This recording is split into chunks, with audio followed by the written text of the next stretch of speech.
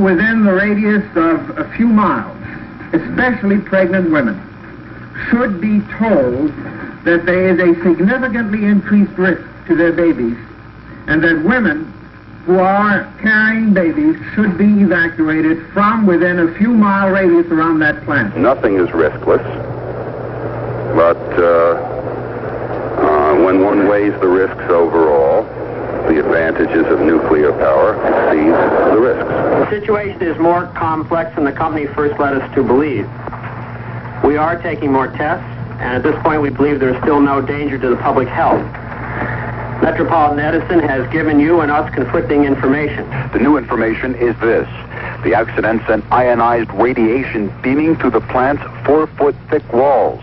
Consequently, the metal shield that protects the nuclear fuel may have been damaged. There is continuing gamma radiation coming out, but the readings that I obtained on the way here from the airport indicate that it is not just direct radiation from the reactor, which in fact goes down briefly when you go behind a mountain, but it is in fact to a large extent not decreasing with distance to a very rapid degree the way you would expect from an inverse square law.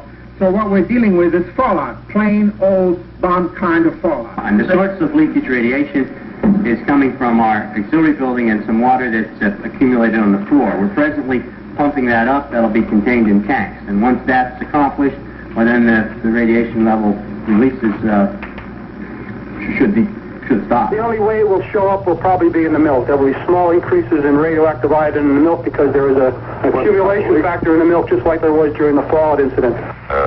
We have absolutely no question about the safety of nuclear plants as a result of this mishap. We do not refer to it as a nuclear accident because it was not that. And as I say, all these systems went into operation as they should have. We think the record of the nuclear industry stands for itself. No amount of a radioactive iodine should be added to the diet of a pregnant mother or a young baby.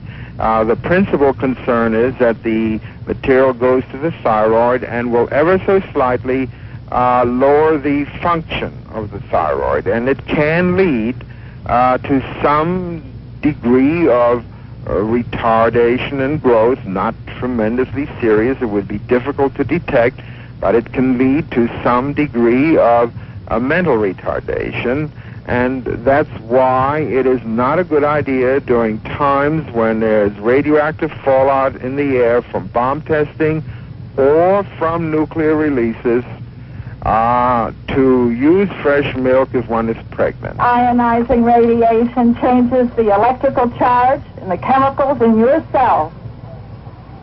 It bombards the living tissue. It damages the cell membrane. It produces mutant viruses, and it changes the genetic code itself. I guess I feel like we're victims, and there's not much we can do about it. And I do feel angry because I have a little girl, and I live a quarter-mile away. We do have a new development. It is not clear yet the extent of this development. There was an uncontrolled release of radiation from the facility approximately 20 minutes ago. We were notified by the island. Right now, I think the wind has shifted, and I don't know. I'm getting my radiological man in now. He's supposed to come in, and we have a Geiger counter. We want to check things out. And instructed them to develop a higher state of readiness with the possibility of evacuation. The whole idea of being able to evacuate communities that size is absurd. It's been absurd all along, and it's just governmental and utility nonsense to talk about being able to cope with a situation by evacuation, because you're never going to get the people out. We are advising the people on the basis of information, on the basis of a recommendation from the chairman of the Nuclear Regulatory Commission, that they simply ought to stay indoors as a precautionary measure, until they hear further word from us. It's that simple. This is part of a fraud. Sure, somebody in one little region may close their windows and escape part of the dose, but it's going to spread out over the whole area, and you're going to pay a price with more people getting a smaller dose a little further down. The area should be evacuated. I would say certainly the immediate area, the Goldsboro area, Middleton area should be evacuated. In terms of Harrisburg... Yeah, a lot of people are leaving the Harrisburg area right now. My own family's on the way to New York City right now to stay with relatives. A lot of people, the gas stations are flooded, the banks were busy, people were withdrawing some of their money so they could get out of here. We closed all the windows in the building like we've been told, and we've turned off all our univent heating and conditioning system. We had no release of radioactive iodine, for example. Now, this has not generally been mentioned, that the safety systems did work for capturing the most potent effect of a nuclear disaster, which is the widespread release of radioiodine. The release that was made, there may have been xenon, but xenon can be released to water if it's within acceptable limits. The release that was made yesterday was within the limits that were acceptable, and was. I don't know why we need to tell you each and everything that we do. Specifically, when we make. People are worried about their nuclear plant. Mr. Herbine, if these are safe operations, Mr. Herbine, don't you feel a responsibility to a million people living around this plant to keep them informed of every last facet of this operation? We certainly feel responsible to the people that live around the plant. But one of the things that the people that live around the plant have to recognize is that we have to get on with our jobs. Well, to tell you the truth, it doesn't bother me. I'm not... If those things happen, they happen, and that's the way I feel about it. I think they're keeping a lot away from us. They're not letting us know the seriousness of the situation. Our prime concern is the safety of the people of central Pennsylvania. And in order to assess what we must do to protect their safety, we need accurate information. I was asked by the federal government, given a budget of $3.5 million a year and 150 people at the Livermore lab, to find out for them just what the effects of radiation are on people. We need accurate information. And I think the President agreed with me that we needed a better capability. After the 6 years of work, we came out with one report and said that for any unit of radiation, any amount that you give a person or a group of people, what will be the cancer and leukemia risk? And we said that it would be 20 times as bad as anyone had estimated before. And promptly, the government attempted to harass us, and they took away my colleagues, 12 of his 13 people, and in a variety of moves attempted in every way to harass us. In other words, they were happy to give me $3.5 million a year, so long as I never said anything was harmful. We're trying to keep everyone informed on an ongoing basis. We're on special alert. We don't know if there are going to be further uncontrolled emissions. I don't like the sound of depressurizing, letting that bubble creep down into the core. Not yet. I don't think we want to depressurize yet. The latest burst didn't hurt many people. I'm not sure why you're not moving people. Gotta say it. I've been saying it down here.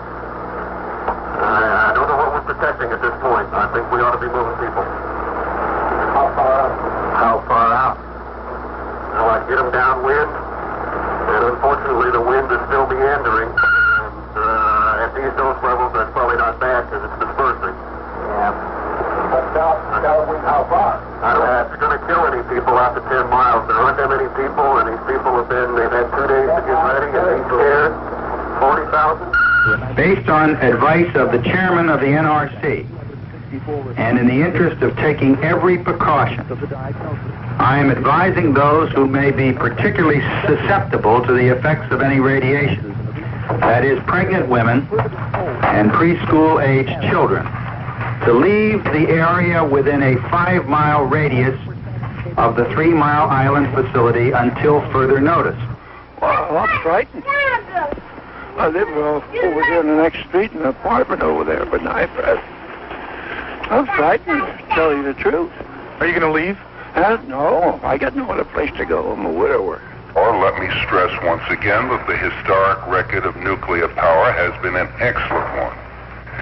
This is the first significant nuclear accident that we have experienced in power plant operations in this country over a history. They're claiming that nothing happens to the workers in these plants, and they're claiming that the people living next to the bomb test, nothing happened to them, and this government is going to take us over the cliff if we let it. We are told the failure was mild, which raises the question, what would have occurred if the safety systems were severely taxed? I am concerned, Mr. Speaker, and want to understand what reason I now have in believing that other nuclear plants in the country are safe for the people living around. After the fact, I think most people have realized that these accidents have actually shown that the design of nuclear plants is as is claimed, that they are designed to accommodate just about any imaginable mechanical or human error. I'll speculate, but I do not know that there were multiple failures, because I doubt that one would have gotten into this situation with a single, say, a valve malfunctioned or a single pump malfunction. What's it been like here since Wednesday? Conflicting statements from the governor's office, the NRC here, the NRC in Washington, and the company Metropolitan Edison that owns the plant. There's been a severe communications problem getting information back to Washington. I was there. I think we're very close to a chaotic situation. Part of it, I think, is a lack of credibility of what we're being told. Part of it's the confusion that's coming forth. I think it's inexcusable that we leave a private utility in full command of the situation, being advised and pulled and tugged and fragmented by the structure there. I think you certainly have to have military control. We haven't heard anything from the governor. The Associated Press started moving a story about 20 minutes ago that the hydrogen bubble within the reactor is becoming unstable and could be dangerous. That would cause a potential explosion, and that's a very ominous sign. We are concerned, though, about the status of the fuel in the core. There's extensive fuel damage. How can you say it's not an accident when radiation is being detected as far away as 16 miles? The accident did not occur inside the reactor in the slightest. It was a feed pump connected to the turbine outside of the reactor area. Now, that was a failure of a piece of machinery, and therefore it was an accident with regard to, it wasn't an accident, it was just a failure of a piece of machinery. There's also a bubble in the reactor vessel that means that any change in the hydraulics of the core have to be carefully monitored. So we're looking very carefully at the way the applicant intends to get the core to a cold shutdown condition. There's no relationship between that and what is thought of as a nuclear accident. The risk involved is that the gas would expand, prevent cooling of the core, that we would suffer additional core damage, and with the ultimate risk of a meltdown. That risk is real. The risk, depending on the manner in which you figure out to cope with this problem, could be real. The most likely meltdown would not result in early fatalities. It would result in exposure to the public that cause latent cancers and land contamination and how far? Probably resulting in economic losses of $1 billion. How far? For the most likely core meltdown, not very far. I can't come to any other conclusion than that early Wednesday, that reactor had a loss of coolant accident. And it would seem to me that the core may very well be in the process of melting right now. We were suggesting that people should simply prepare themselves to stay inside.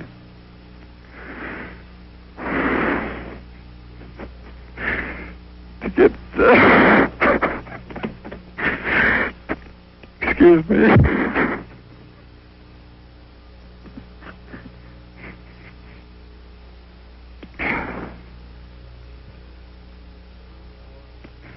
To get thyroid blocking agents, to drink bottled water. I think we were telling people we were expecting the worst, and I don't see how that has changed a bit, that we are just buying time and doing nothing. And I'm simply terrified.